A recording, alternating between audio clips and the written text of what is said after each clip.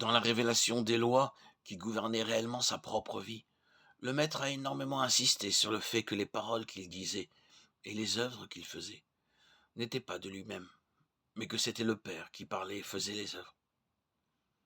Une étude approfondie de l'évangile de Jean le confirmera. Christ a dit, le Fils ne peut rien faire de lui-même. Il ne fait que ce qu'il voit faire au Père. Jean 5, 19. Et cette connaissance de la volonté du Père quant à ce qu'il devait faire, comment et quand, les trois étant très importants, il l'avait, comme il le fit bien comprendre, parce qu'il demeurait dans le Père. Ainsi, pour toute son œuvre à venir, il a prié pour que ses disciples puissent demeurer en lui. Par conséquent, la règle pour une vie, un service, une prière, efficace et fructueux, est qu'il doit y avoir une telle unité, que nous ferons uniquement, mais d'une manière sûre, ce qu'il fait. Nous devons connaître dans notre esprit ce que Christ fait, comment il le fait, les moyens qu'il utilisera et son heure pour le faire. De plus, nos prières doivent être les prières mêmes du Seigneur, inspirées en nous et exprimées à travers nous par le Saint-Esprit. De toute évidence, c'était ainsi que vivait l'Église des temps apostoliques. Pour cela, il faut un criblage considérable de tout ce que nous proposons de faire au nom de Jésus. Et cela exige que rien ne soit fait jusqu'à ce que la pensée du Seigneur se soit fait connaître. Mais ceci nous assurera une efficacité à 100% et les résultats qui ne périront jamais.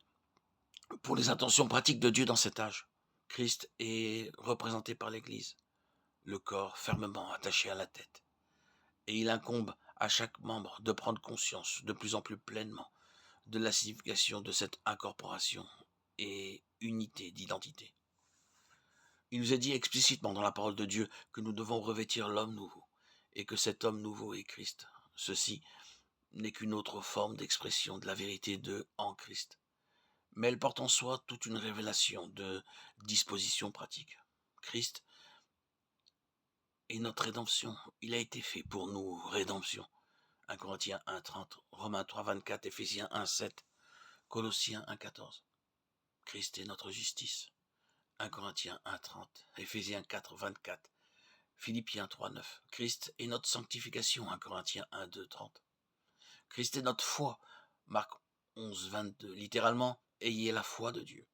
Acte 26, 18. Galates 2, 20, Éphésiens 1, 15. Philippiens 3, 9, Colossiens 1, 4. Christ est notre paix. Jean 14, 27. Jean 16, 33, Éphésiens 2, 14. On peut ajouter à cette liste de nombreux traits caractéristiques, par exemple l'amour, l'espérance, la sagesse, l'intelligence, la puissance et la force, l'autorité, la gloire. Le point est que dans toutes ces choses, sous certaines conditions, l'équipement naturel ne tiendra pas et devra être mis de côté.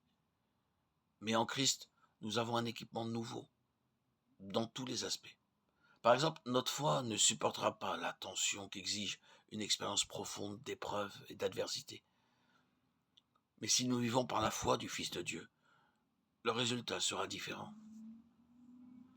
Toutes les épreuves démontreront si nous vivons par sa foi qui doit devenir la nôtre, ou s'il y a une faiblesse dans notre union avec lui. La même remarque est vraie en tout point. Quelle bénédiction de réaliser qu'en Christ, nous avons été entièrement dotés de vertus et de grâces nouvelles. Ainsi, nous nous dépouillons du vieil homme et revêtons l'homme nouveau, créé selon Dieu, dans une justice et une sainteté que produit la vérité. Éphésiens 4, 21-24.